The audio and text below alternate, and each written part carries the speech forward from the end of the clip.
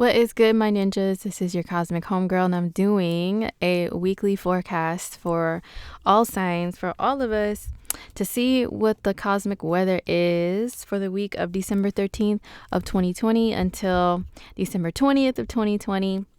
This is you know what? You guys know me. I don't make a big deal about every single astrological movement of every inch that every planet moves in the sky, okay? And I hate saying big giant things and shifts and magical stuff is coming, like, because people will say that every day about every transit.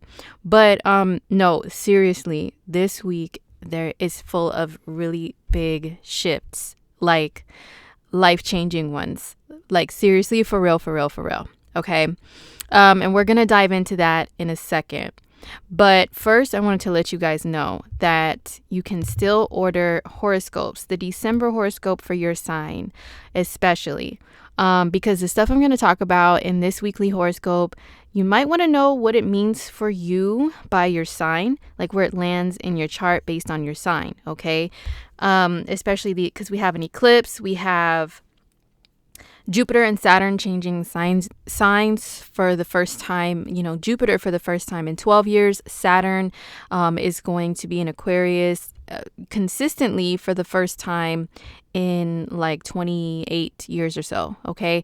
So you want to know where, these planets are landing, where the eclipse is landing, what it's doing for you, most definitely. So order a December horoscope. But if you want to go even further and dive deeper into especially Jupiter and Saturn's transits through your sign, like in super depth, okay, because your homegirl goes in 2021 horoscopes, you definitely want to be ahead of the game and order one of these for your sign too, okay, because I do touch on Jupiter and Saturn in the December horoscope. So if you want just a quick little, more of a blurb that gives like some details about what it means for your sign, most order a December horoscope. These are only $4.44, okay? For $15.99 though, these are 2 hours long, going in on all the transits for the year, what love looks like for your sign, what money looks like for your sign, Jupiter and Saturn, the eclipses, all of those transits. So they're still available on the horoscopes page on my website, indigomoonAstrology.com. And also I am, for a limited time, offering personal readings again. So go to the rates of services page on my website as well. And I am offering personal readings. If you just get your chart read, just a regular natal chart, there's no horoscope stuff in there. But if you want to know even more personally, based on your birth time, birth date, and all that, how love is going to go for you upcoming, how money is going to be for you upcoming, I do offer relationship readings with horoscopes. I offer a career reading that has a horoscope, and also just personal transits too, okay? And a solar return chart that really tells about your year of 2021 based on your birthday. So, the new year is coming, you guys. You definitely want to know what's cracking for you. If you want to know generally, just get a regular horoscope. If you want to go beyond that, 2021 or a personal reading, okay? All right, so here we go. What's this week looking like? Let's just zone in on that. So like I said, there are really big things popping, okay? Let me get a little situated, a little comfortable, because we have a lot of stuff to talk about here. And also because it's Sagittarius season, and Sagittarius rules all things that are foreign to you, including like other languages and other dialects and accents and ways of speaking. A lot of people have asked me if I'm from New York, because people take my little throwing in accents here and there very seriously. They take all my little accents and stuff. Like, a lot of people don't really get that I'm sarcastic and a goofball, and I just have always thrown on different impressions and voices and accents and stuff since I was a little kid.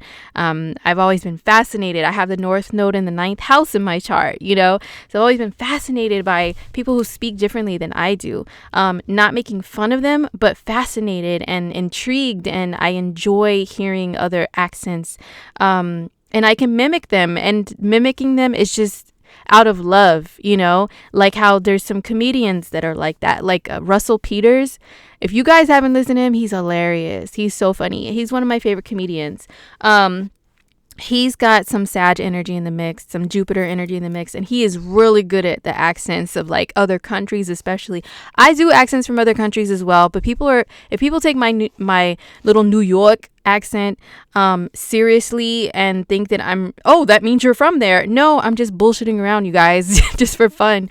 Then people would really take my accents of other countries up the ass and say that it's derogatory or I'm being mean or something, and it's really not. Okay, trust me, like it's not. I have friends and have always had friends since I was born from everywhere, and they all teach me their languages, their words, their cultures, and I just take it all in with so much love.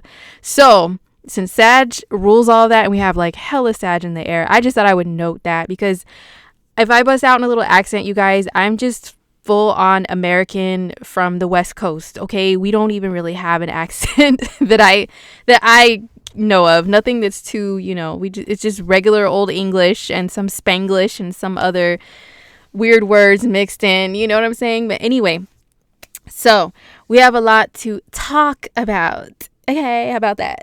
So, first of all, you guys know I do the moon phases. So we do have the moon in Sagittarius. I'm starting with the 13th of December. We have the moon in Sagittarius. We're building up to a solar eclipse in Sagittarius. And this means the sun and the moon are both in Sag. Okay. I'm going to get to that right now in a second. But we have the sun, we have the moon, we have Mercury all in Sagittarius. Mercury is making a square aspect to Neptune on the 12th, but also into the 13th. They're still at the same degree for most of the day. This energy, it can leave us kind of, because the sun is also still squaring Neptune, right? And now Mercury is too. I don't know if anybody else has been feeling this, but it's kind of hard to get it together, right? To get your life. Like, it's like we're floating, you know what I mean? Like, it's hard to focus in on the practical world and not have your brain be scrambled and all over the place. Like, it's like you zone out so easily, and then you're like, what the hell? Where did the time go? What have I been doing all day? It's easy to have those moments right now. So Mercury square Neptune, if you have the lifestyle to where you can just chill on Sunday, and I mean really chill on Sunday and even on Monday under the energy of the eclipse, it's very heavy, as it is. It's been building up heavily already, and then plus we still have the squares to Neptune. The sun, the moon, and Mercury will all be squaring Neptune right at the beginning of the week. If you have the ability to just chill and not have to worry about a work schedule, super heavy duty responsibilities, just any type of schedule, definitely take that time to just zone out. You know what I mean? Because really keeping up with stuff is so hard, like remembering things, especially with Mercury ruling the mind and the memory, and the moon also rules memories too, all making a square to Neptune. It's very difficult to stay on topic, to stay afloat mentally. Neptune is a planet that it does rule very deep emotions. It rules the water. It rules bodies of water in our world. It rules emotions. And, when you compare the two, it's like you can drown in both. You can drown in water. You can drown in your emotions. Okay. So a lot of people may be feeling very heavily, like their emotions are heavy right now. This is Neptune rules intuition also, and empathy. So a lot of us, if you are an empath, I think I spoke about this last week too. If you are very empathic and you feel the pain of other people, you could feel people's grief and stuff very easily. This is definitely a time to maybe just kind of watch who you are around and who you're talking to, because they just, you can really take on other people's pain so easily. If you don't mind that at all, and if, you know, someone comes to you and they really need your help, they really need someone to talk to, of course, don't ignore them and be like, no, I'm not trying to drown him in the fields, so like, fuck that. You know, I'm not saying to be cruel like that, but I am saying, if you know that some people are just always so highly emotional over everything and they're draining, you know, and they don't know how to keep up with boundaries. They don't respect boundaries because Neptune dissolves boundaries, and that even means emotional ones between other people and yourself. Then those type of people, like energy vampires and stuff like that, you want to shield yourself, especially if you're highly empathic, intuitive, or emotional yourself. Okay, I just had a conversation with one of my close homegirls excuse me, that also is an intuitive person. She's an intuitive reader as well. She's also a Pisces moon. Our moons are in conjunction with one another. She's also very Neptunian like myself. So we both have issues with people not respecting boundaries, especially with our abilities, you know, people crossing the line, like trying to get free readings or free like information out of you. You know, we had this conversation just yesterday, and this energy is building up, you guys. And so when you have squares to Neptune, that's challenges to Neptune. So this can make you like really indulge within Neptunian things, but also question and challenge them too. Like question, you know, are people respecting my boundaries? Okay, whatever that means for you, whether that's like personal, emotional, or with your material items, are people respecting them? Because there's high levels of theft. I talked about this last week too, and I'm sure in the monthly, if you want to just go and, you know, look at the December monthly video, there's high levels of theft this time of year anyway, because people are greedy AF, you know, but also because of aspects to Neptune. Okay. That people don't see the boundaries between themselves and your material things. So there's a challenge of boundaries right now. And also, you know, because Neptune rules spirituality and magic and things that you cannot always prove tangibly and physically that to be true or to be real, you know, but you know that they are. Neptune is your belief in all of that. So your beliefs in all of that could be challenged right now. You can be going back and forth between, yeah, I'm hella spiritual, I believe in this and that, but wait a second, you know, then you start to question the validity of things. And especially with Sagittarius energy, it's very much about like knowledge and reading and education and stuff. But Neptune, it like, even though both of these signs are very spiritual, Neptune is more on the I don't need to read a book, or I don't need to read any sacred text, or I don't need to have somebody like do something physically in front of me for me to believe it. I just believe it to be real. Sagittarius challenges that and is like, where did you get your knowledge from? Where did you know what I'm saying? So where did you get your belief from? So there's challenges there. It's hard for some to really believe in things right now, but then for others, maybe they may be believing too much. That's the challenge of a square too, is it could be too much. Like people can take you for a sucker, you know what I mean? Like people can take your kindness for weakness during transits like this too. And this is like, squares to Neptune are popping this whole week, you guys. So just be aware of that and try to maintain somewhere in a neutral middle ground, you know, with, yes, believe in magic, believe in spiritual things. Don't be such a Scrooge, you know what I mean? Or I don't know, like, don't be so like too logical and thinking that, oh, you know, nothing is real and nothing great can happen in this world. There's no miracles. There's no this, like, don't be on either side too much. Okay. But yeah, the moon in Sagittarius, joining the Sagittarius party in the sky, it really does liven up people's moods and attitudes. It usually does, but I'm going to say I have noticed and felt also that it's not as yay, you know what I mean, as Sag can usually be, because we're creeping up on another eclipse. And eclipse energy is like mad heavy, you know?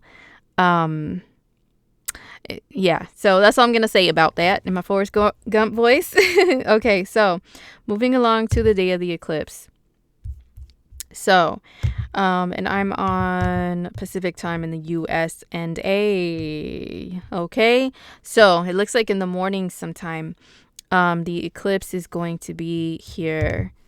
Yeah, at 23 degrees of Sagittarius. It's in a conjunction with Mercury, and it's in a square aspect to Neptune, and it's in a conjunction with also the South Node, which is not shown planetwatcher.com. Anyways, and also it's in a trine aspect to Mars. Okay.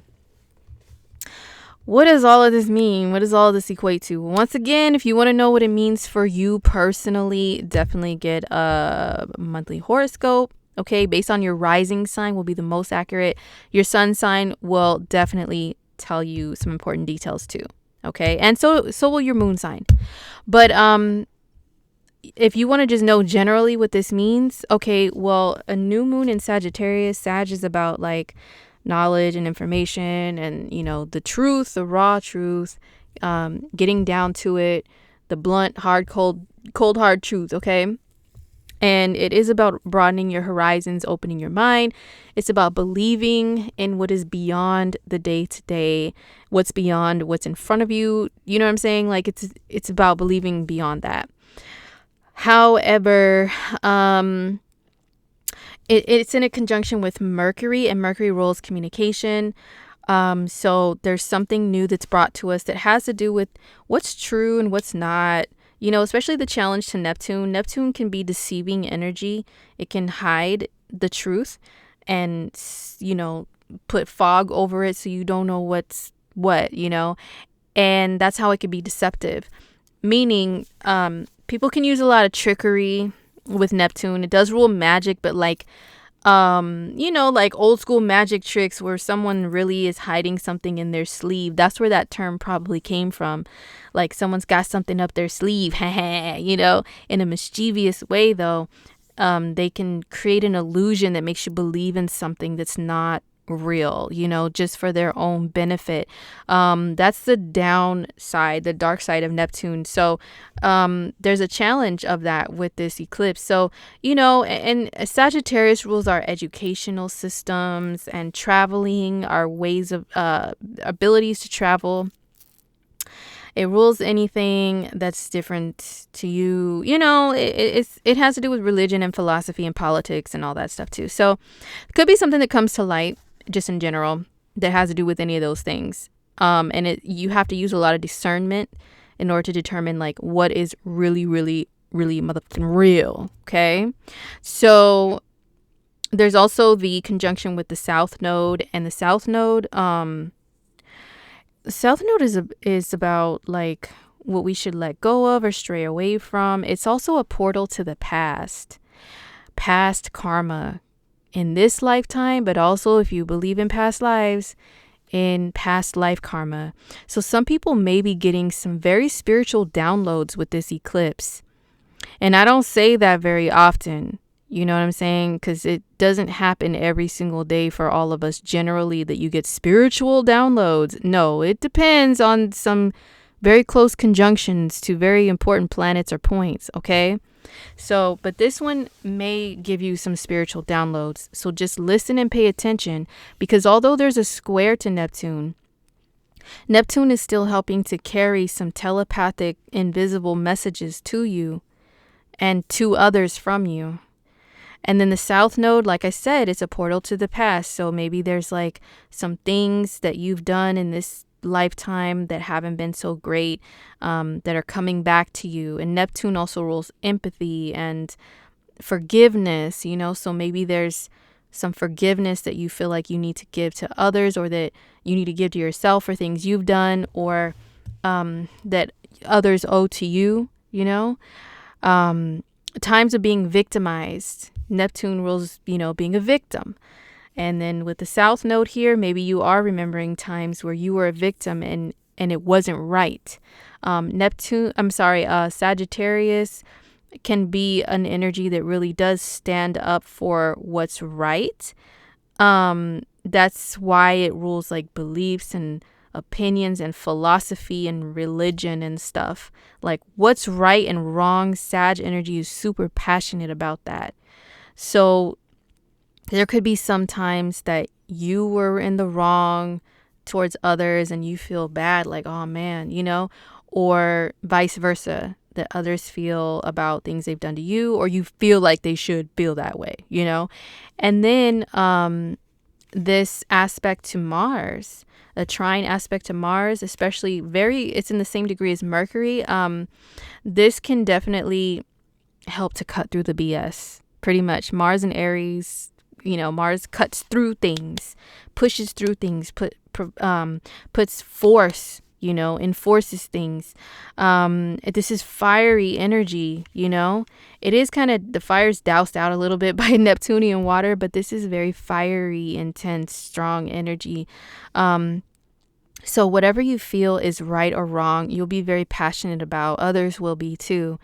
And yeah, that's what this eclipse is generally. Okay. It is a exact repeat, except probably for like I'm blind. Of 2001. We had a solar eclipse December 14th, 2001 at 23 degrees of Sagittarius. I would have to pull up the year to see what were the aspects that it was making. Okay. Oh, no, not December 19th. How did that happen? Okay, so that eclipse in 2001, interestingly, it was also in a conjunction with Mercury. Look at that. It was in a conjunction with Mercury as well. Let's see. Neptune was in a different sign. There was no Neptune activity. Venus and Pluto they were exact together in Sagittarius, also joining the party of this eclipse. Wow, that's very interesting. And also it was in a conjunction with the South Node too. So some very karmic things, the nodes, they open the portals to very karmic and fated and destined events and meetings of people entering, people exiting your lives, So it's very similar. There's a few little differences. There was no Neptune aspect, and then Mars, Mars wasn't really making an important aspect to it either. So yeah, there's some similarities there. Okay. So anyway, that is that eclipse, you guys. So yeah, there could be important meetings of people. Why does it do that? I didn't even hit day, you dumb. Sorry. Okay. There's definitely Sag energy in the air, man. Let me tell you, Sag energy is blunt and curses a lot. That's why a lot of comedians are Sagittarians. Oh, they have that energy somewhere. Anyway, so let's move along, you guys. That is the eclipse. Ooh, child. Okay, so also on with the eclipse, on that day, on the 14th, the moon switches into Capricorn, but it's like hella late, and it is more so at nighttime over where I'm at, but it could be into the next day to the 15th where you're at. So the moon goes into Cap for a few days, and if we had any heavy emotional stuff going on the day of the eclipse, when the moon switches to Capricorn, he's going to be like, all right, everybody, back to work. No excuses. Emotions, what are those? Don't be a crybaby. Don't be a sissy. Let's march along. We got shit to do. Come on. There's work. There's business to be done, to be handled. He's like, okay, let's snap out of it. So that could be, how our emotions, which the moon rules, they switch up on us. Now, the next day, we do have Venus moving into Sagittarius, where she will stay. Oh, but Venus at that 29th degree of Scorpio, hella intense, man. Okay, so Venus moves into Sagittarius on the 15th. She'll be there until January 8th, and she will join the Sag party, although the other, attendees will be leaving soon. She steps in like, hey, where the party at? What's good? She's wearing a little orange dress, a little tight orange dress, and some sort of like boots or high heels or something. She is like already 3 or 4 or 5 shots in by the time she's into this party. She already got started, like probably at that 29th degree of Scorpio. It was just too much for little Venus. She's like, oh my God, where's the bottle? So she stepped into Sag and was like, yo, what's good? I'm ready to party. Let's forget about all this emo shit. Let's get it cracking. Let's get lit. Let's turn up. Let's do all that fiery stuff, right? So Venus stays in Sagittarius for a few weeks. When it comes to love and money, this is our attitude is more Sagittarian. It was more cuffing season, boo season, and all of that with Venus and Scorpio. People wanted to be close to people that they care about and that they trust and they recognize and they know, and people that they let into their energy, but very like, they were very cautious about it. But Venus and Sag, she is reckless AF. She is not cautious. She just like, woo. She's throwing her leg in the air and twerking everywhere. Like, that's what she's like. So, when it comes to love, yeah, people are just, the dating apps are probably going to be even more jumping, more popping, okay, with people just like, I'm just looking for a good time. Hey. Yeah, it's all of that. I mentioned dating apps because I guess that's the thing everybody does now to meet people, and that's something that Jupiter and Saturn and Aquarius unfortunately are going to increase, okay? Unfortunately for some of us, it's still like the natural way of meeting other humans, which is you talk to people in person, but be in person is going to be a thing of the past very soon, even worse, okay? But anyway, so Venus and Sag, she loves all that stuff though. She loves hitting the little swipe buttons or whatever under whoever is cute and just seeing what happens, because Sagittarius energy loves to gamble. So Venus and Sag, she'll roll the dice when it comes to dating and stuff, and if the date was whack, she'll be like, oh, well, on to the next experience. Thanks for the experience. Haha, and on to the next one, on to the next. It's half human, half horse. So galloping off to the next adventure is the thing to do. So that's how she acts in love. Now with money, oh, yeah, you need to watch your money when Venus is in Sagittarius, because she will make you act like you have all the money in the world, all the money in the galaxy. She'll be making you go to the casino, buy all these scratch tickets and all the Powerballs and all that shit. Like, she loves it all. And she'll make you believe that you can just win money just like this, And hey, for some people, it might work. You know what I'm saying? That's why Sagittarius are so lucky when it comes to gambling, the casino, all that, because they have that faith that they're just gonna get the coin. So Venus and Sag, she will have you have more faith that there's plenty of money for everyone. But some of us are not that lucky. And, you might spend, and then, I'll recover it somehow. I don't know how, but it'll just happen. Yeah, you may believe that, but like I said, it ain't happening for everybody, especially if you're not a Sagittarius. So yeah, Venus and Sag, she loves to try foods from around the world. So some people may be more gravitating towards, instead of going to get a hamburger, some plain old American, this is for my American people, of course, some plain old American, burger and fries. Let me go to check out this new restaurant that's from this other country, check out their cuisine.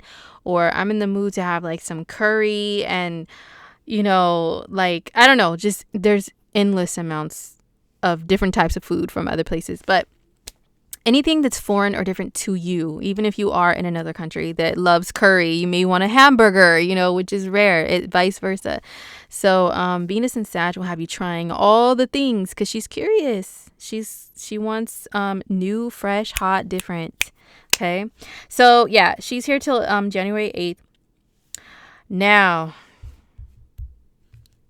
moments that everybody has been waiting for. Well, first of all, on the 16th, The moon is in Cap with Pluto, Jupiter, and Saturn. Jupiter and Saturn at that 29th anaretic degree. Oh my gosh, like the intensity is built. Okay, so wherever Capricorn is at in your chart, you guys, this week is fucking intense. Like, I'm not gonna lie. Like, Saturn trying to get his last ass whoopings in, his last lessons, and so this week can be hard. I'm not going to lie.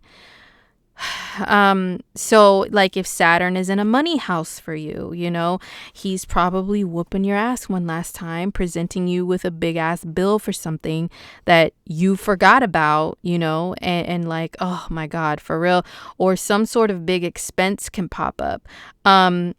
Jupiter at 29 degrees, he is at the same time trying to give you one last lucky coin, and whatever. So at the same time, you have Saturn whooping you, you have Jupiter handing you things. It's crazy energy, right? So yeah, like I said, if you know where Capricorn is in your chart, like that's where that's going on, these last critical degrees. And I guess globally, this is these last degrees are why we are seeing more like places go into lockdown again, and more enforcement of rules by the government and all of that.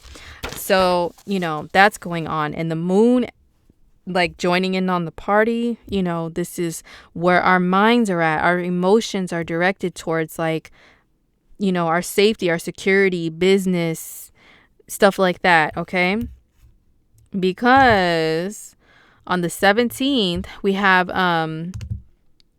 so the moon goes into Aquarius. Oh, my notes fell. The moon goes into Aquarius on the 16th.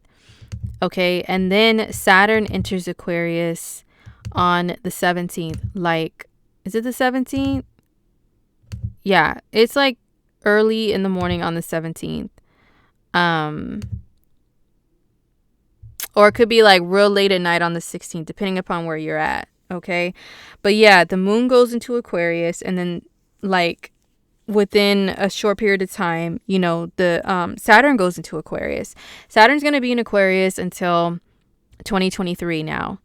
And Jupiter's still hanging on that last degree in Capricorn and will join the Aquarius party on the 19th.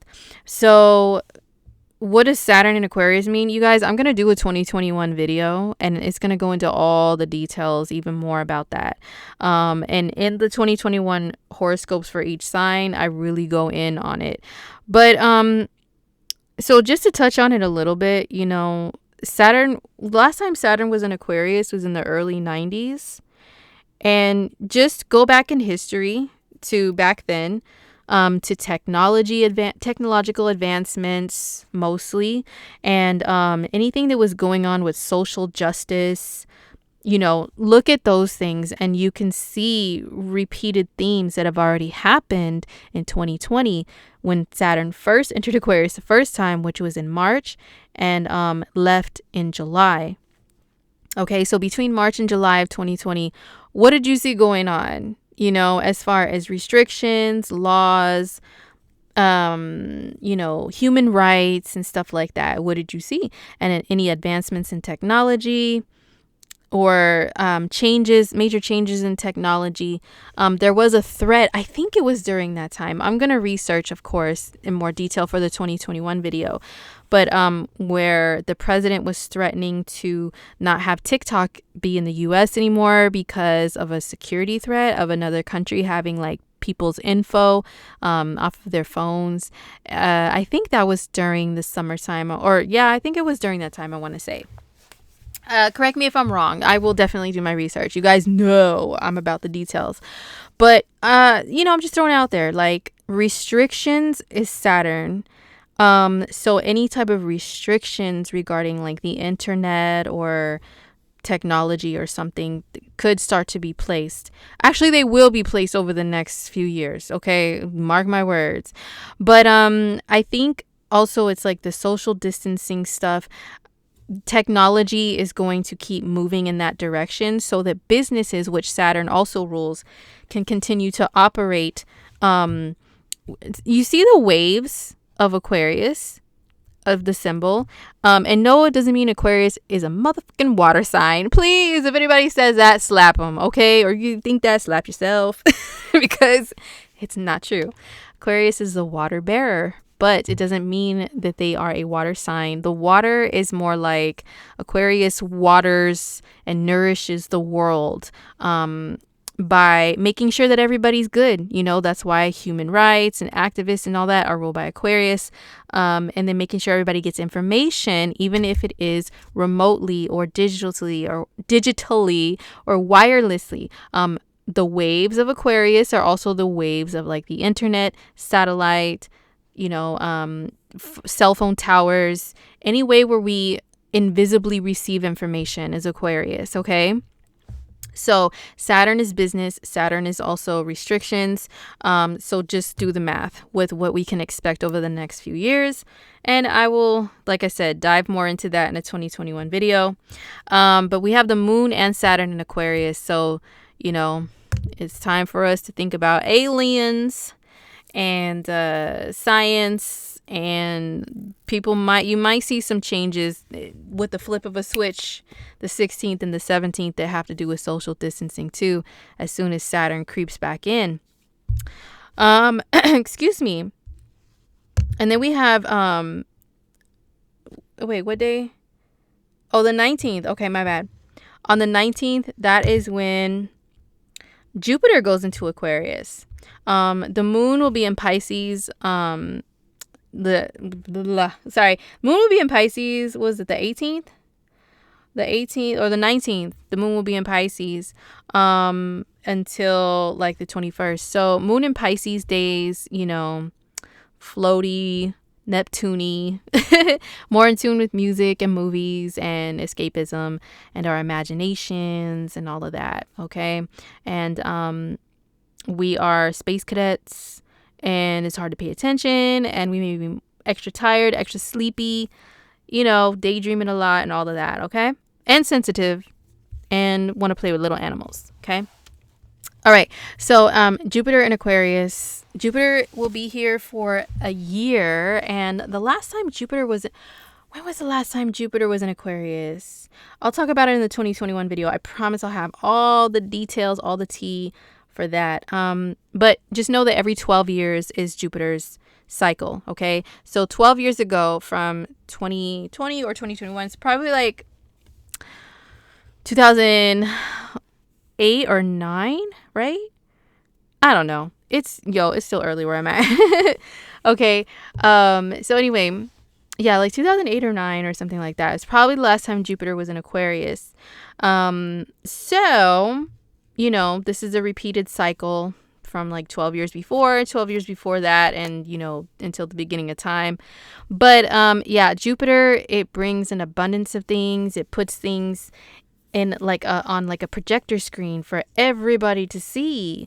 So with Jupiter in Aquarius, yeah, expect, you know, more advancement in technology and improvements of travel for this like for the sake of social distancing. I mean, like travel accommodations, you know, like I heard from somebody that they're like making airplanes like seating different now, that they've already started doing that, I think. And Aquarius rules air travel. You know, it's an air sign, and it's the last one. It's the highest one on the zodiac wheel. So air travel in itself is ruled by Aquarius. So expect to see, especially over this next year, Jupiter rules travel. Okay. So there will be things changing with traveling by air, especially. Excuse me. And then the South Node is in Sagittarius. Sag rules travel too. And the South Node is like cleaning up a bunch of old ways of doing things. So, you know, that they both are working together over the next year to make travel safe for people to have to social distance. My bad. My voice starts going out when I talk too much, okay? Because I'm a Taurus. And Taurus rules a voice, so my bad, you guys. But I'm wrapping this up anyway because I'm only covering through the 20th. But yes, Jupiter is in Aquarius for the next year.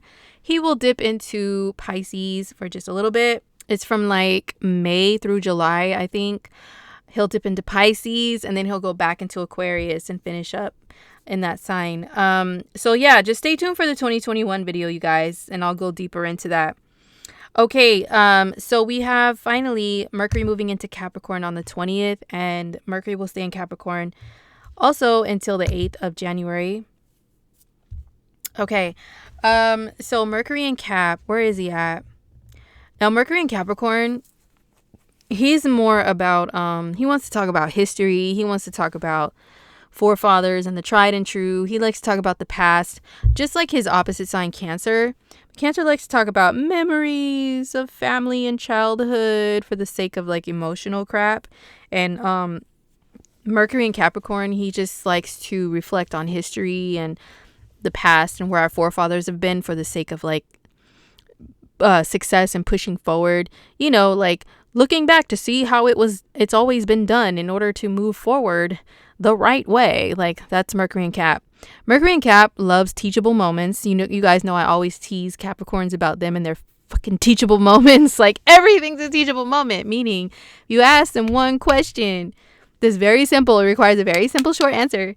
They're going to be like, yeah, son, let's sit down and let me go back in this history book. And first of all, it's dusty, and let me wipe off the dust.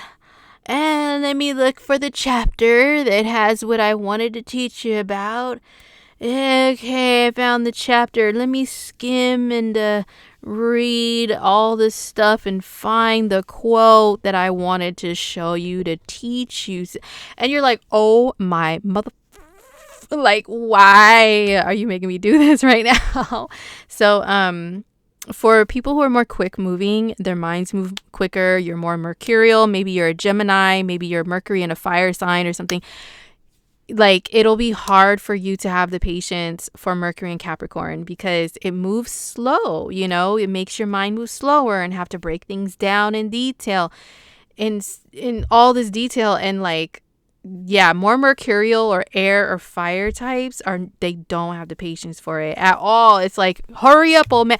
Capricorn rules elderly people. So Mercury and Cap, like how conversations are, it is very old school and slow. And you know how older people, like elderly people, they do like to stop and talk to strangers about nothing for like 30 minutes, and the strangers looking around like, someone please help, but I don't want to be rude to this elderly person. I gotta respect my elders, but damn, oh my gosh.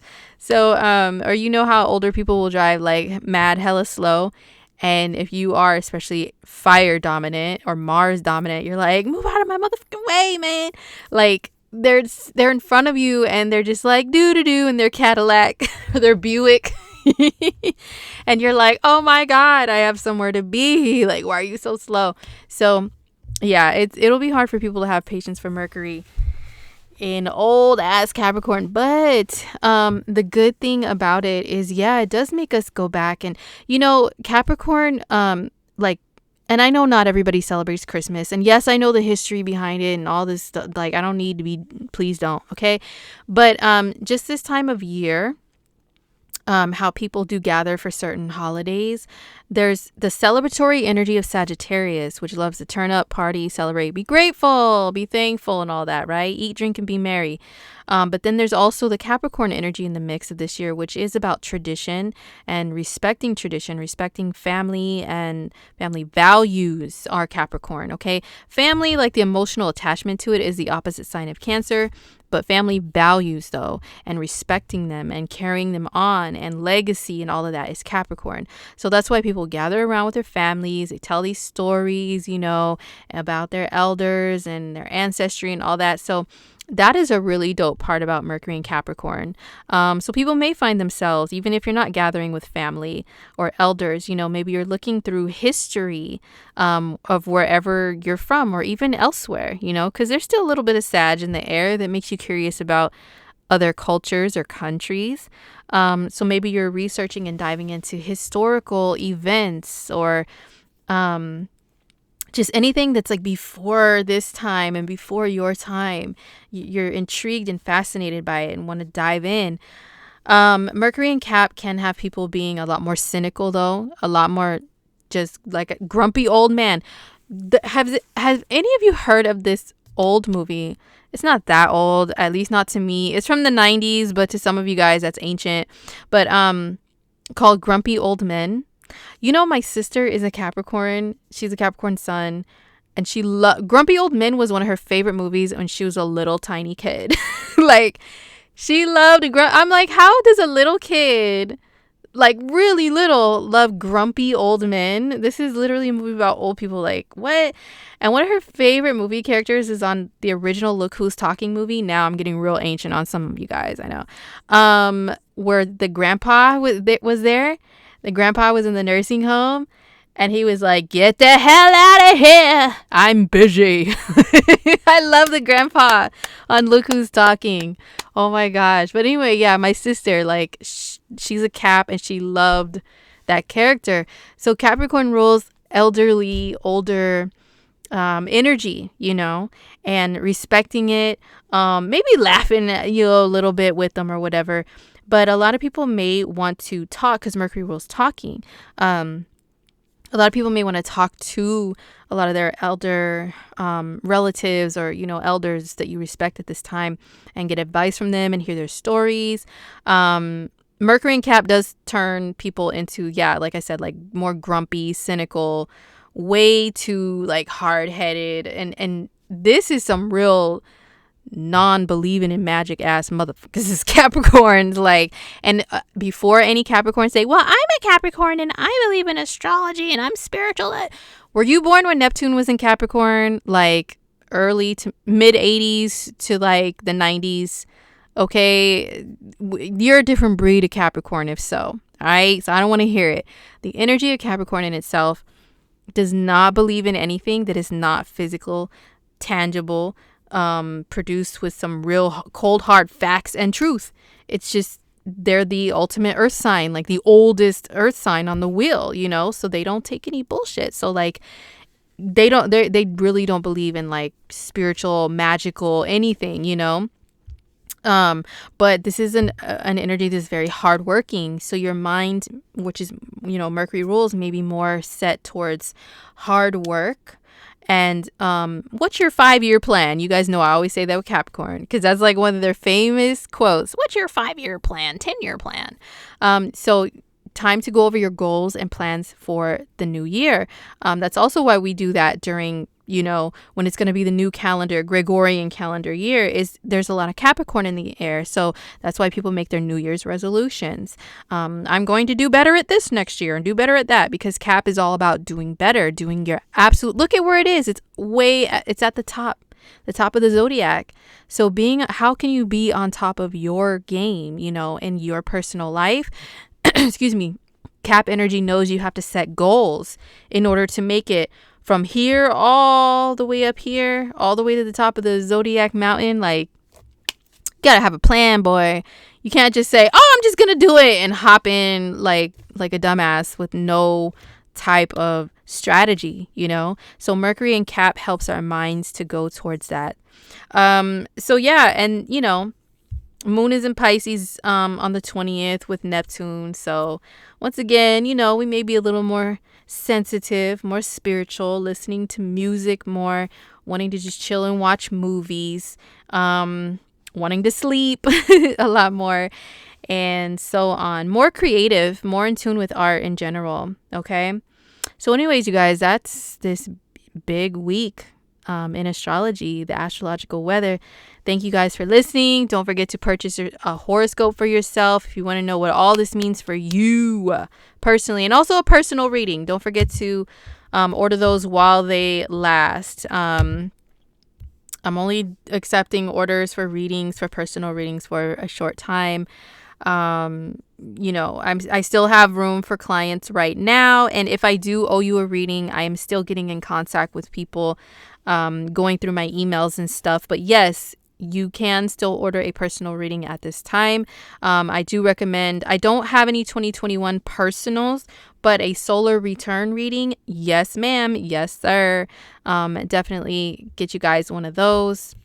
And I will let you know how your year is going to go personally next year. All right, so take care, everybody.